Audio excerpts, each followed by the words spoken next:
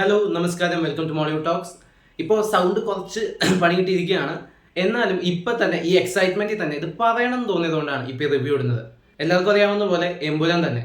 അപ്പോൾ ഈ സിനിമയുടെ ടിക്കറ്റ് ബുക്കിങ്ങിന് ആദ്യ ഷോയ്ക്ക് കിട്ടാൻ വേണ്ടി, ഫാൻ ഷോ കഴിഞ്ഞിട്ടുള്ള ആദ്യ ഷോയ്ക്ക് കിട്ടാൻ വേണ്ടി നല്ല രീതിക്ക് ബുദ്ധിമുട്ടിയെങ്കിലും കിട്ടിയില്ല. അതുകൊണ്ട് ഉച്ചയ്ക്കത്തെ ഷോയ്ക്കാണ് കിട്ടിയത്.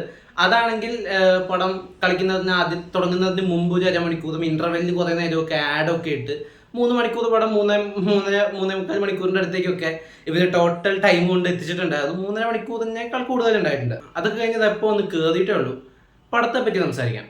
2019 ഇറങ്ങിയിട്ടുള്ള ലൂസിഫർ മലയാളത്തിലെ മാർക്ക് ചെയ്യപ്പെട്ട one of the best screenplay ഉള്ള, one of the richest making ഉള്ള, വൺ ഓഫ് ദ ഗ്രാൻഡ് സിനിമകളിൽ ഒരെണ്ണമാണ്. നല്ല കിഡിലനായിട്ട് എടുത്തു വെച്ചൊരു മാസ് ക്ലാസ് സിനിമയാണ്. ആ മാസ് എലമെന്റ്സ് കൃത്യമായിട്ട് പ്ലേസ് ചെയ്തൊരു ക്ലാസ് ഡ്രാമയാണ് ലൂസിഫർ. ലൂസിഫർ എന്ന സിനിമയുടെ 2ാം ഭാഗമായിട്ട് എത്തുമ്പോൾ ഈ സിനിമ അതിൻ്റെ ഒരു കഥാ തുടർച്ചയിലേക്ക് അപ്പുറത്തേക്ക് വളരെ ഇൻഡിവിജ്വാലിറ്റി ഉള്ള ഒരു സിനിമയാണ്. ഒരു പ്രോപ്പർ കണക്ഷനുള്ള, തുടക്കവും അവസാനവുമുള്ള, പിന്നീട് മറ്റു ഭാഗങ്ങളിലേക്ക് കണക്റ്റഡ് ആവുന്ന ഒരു സ്റ്റൈൽ ഓഫ് നറേഷൻ ഉള്ള സിനിമയാണ് എമ്പുരാൻ. എമ്പുരാന്റെ കഥയിലേക്കും കാര്യങ്ങളിലേക്കും ഒന്നും ഞാൻ കടക്കാൻ ഉദ്ദേശിക്കുന്നില്ല. മാക്സിമം നിങ്ങൾ സ്പോയിലർ ഫ്രീ ആയിട്ട് കാണുന്നതായിരിക്കും. ഗംഭീര എക്സ്പീരിയൻസിന് വേർത്തായിരിക്കുക. അത്രയ്ക്ക് കിടിലനായിട്ടുള്ള നല്ല മൊമെന്റ്സ് കുറേ സിനിമയിലുണ്ട്. പക്ഷേ ഈ സിനിമയുടെ ഒരു രീതി എങ്ങനെയാണ്? ലൂസിഫർ സിനിമ, ഈ സിനിമ കാണുന്നതിന് മുമ്പ് നിർബന്ധമായിട്ട് നിങ്ങൾ ഒന്നുകൂടെ കാണണം. ആ സിനിമയുടെ പേസ്, ആ സിനിമയുടെ മൂഡ് കൃത്യമായിട്ട് പ്ലേസ് ചെയ്ത കിഡിലൻ മൊമെന്റ്സിന്റെ ഇമ്പാക്റ്റ്, അതൊക്കെ തന്നെയാണ് എമ്പുരാനിലുള്ളത്. ഫസ്റ്റ് ഹാഫിന്റെ ഒരു സ്റ്റോറി നറേഷനും രീതികളും, സെക്കൻഡ് ഹാഫിൽ ഈ പറയുന്ന പോലെ തൊണ്ട അടിച്ചു പോകുന്ന ലെവലിൽ അലറി വിളിക്കാനുള്ള ഗംഭീര മാസ് മൊമെന്റ്സും ഉള്ള ഒരു പക്ക ട്രീറ്റ് എന്നതിലുപരി ഈ സിനിമയുടെ മേക്കിങ്ങിന് ഏറ്റവും ഗംഭീരം എന്നല്ല അതൊന്നും പറയാൻ പറ്റില്ല. ഒരുപക്ഷെ മലയാള സിനിമയിൽ ഇനി കുറെ കാലത്തേക്ക് കൂടിയും ഇത്ര കാലത്തിനിടയ്ക്കും ഇങ്ങനൊരു സിനിമ സംഭവിക്കുമോ എന്ന് അറിയില്ല.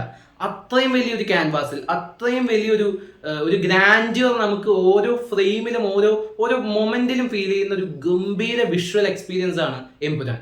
ആ വിഷ്വൽ എക്സ്പീരിയൻസിനെ എൻഹാൻസ് ചെയ്യുന്ന മികച്ച ഡയലോഗുകൾ, സ്റ്റേജിങ്, ക്യാരക്ടേഴ്സ്, അതൊക്കെ പെർഫോമൻസസ് ബ്രില്യൻറ്റ്.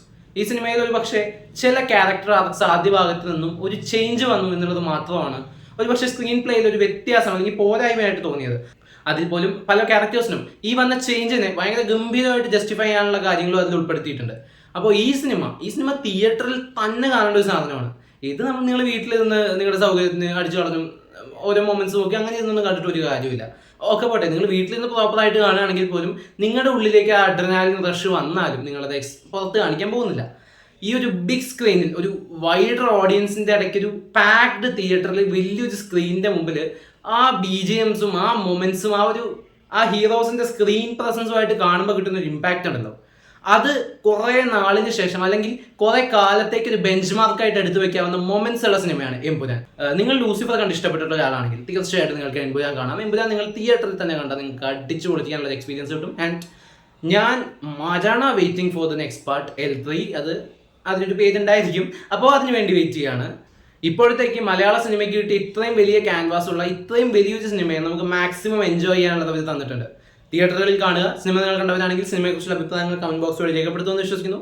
ഈ വീഡിയോ നിങ്ങൾക്ക് ഇഷ്ടപ്പെടുമെങ്കിൽ ചാനൽ സബ്സ്ക്രൈബ് ചെയ്യുക, വീഡിയോ ലൈക്ക് ചെയ്യുക, സപ്പോർട്ട് ചെയ്യുക. എന്തെങ്കിലും പ്രശ്നം നിങ്ങൾ നോട്ടീസ് ചെയ്യുകയാണെങ്കിൽ അത് കമന്റ് ബോക്സിലൂടെ അറിയിക്കാൻ ശ്രമിക്കുക. നമുക്കിനി മറ്റൊരു വീഡിയോ വീണ്ടും കാണാം. ബൈ.